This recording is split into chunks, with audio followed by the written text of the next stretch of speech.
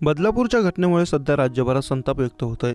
दिवसेंदिवस वाढत्या गुन्हेगारीवरून नागरिक संतप्त झालेत। अशात गडचिरोलीच्या कुरखेडा येथे एका मुलीचं हत्या झाल्याची घटना घडली।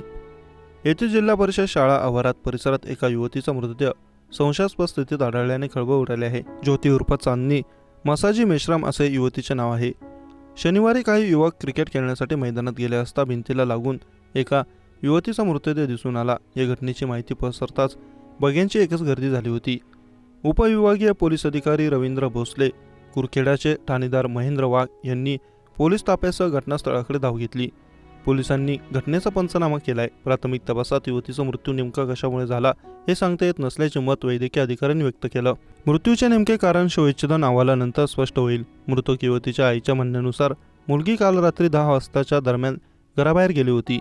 ती उशिरापर्यंत घरी परत न आल्याने तिचा शोध घेतला असता मिळाली नाही। सकाळी तिच्या मृत्यूची बातमी कळताच मृतकाच्या आईने एकच हंबरडा फोडला।